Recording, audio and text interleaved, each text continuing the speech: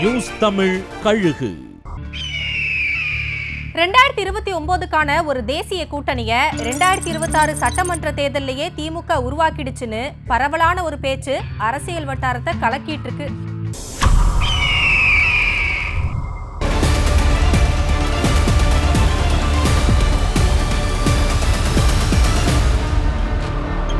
கடைசி வரைக்கும் தமிழக முதல்வர் ஸ்டாலினும் எதிர்க்கட்சி தலைவர் ராகுல் காந்தியும் ஒரே மேடையில பேசவே இல்லை. ஆனா ராகுல் தன்னோட மேடைகள்ல ஸ்டாலினையும், ஸ்டாலின் தன்னோட மேடைகள்ல ராகுலையும் புகழ்ந்து பேசிட்டாங்க. இன்னொரு பக்கம் முதல்வரோட மேடையை பகிர்ந்துக்க கூடாதுங்கிறத குறி வச்சே ராகுலோட பயண திட்டங்கள் திட்டமிடப்பட்டுச்சுன்னு திமுகவுக்கு பெரிய அதிருப்தி இருக்கு.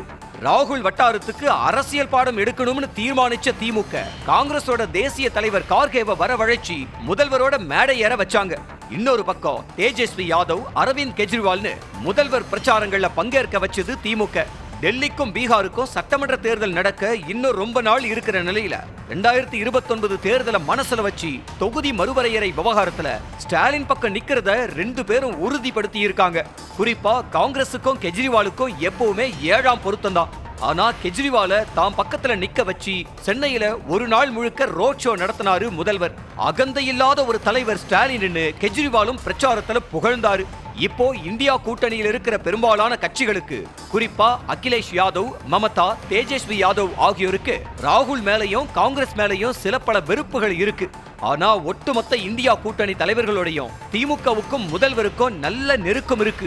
அதனுடைய அடிப்படையில காங்கிரஸை தவிர்த்து இப்போ இருக்கிற எல்லா தலைவர்களையும் ஒருங்கிணைச்சு கடைசியா சில நிபந்தனைகளோட அதுல காங்கிரஸையும் சேர்த்து ஒன்றுபட்ட இந்தியா கூட்டணிய 2029 நாடாளுமன்ற தேர்தலுக்கு கட்டமைக்க திமுக முடிவு செஞ்சிருக்கான்.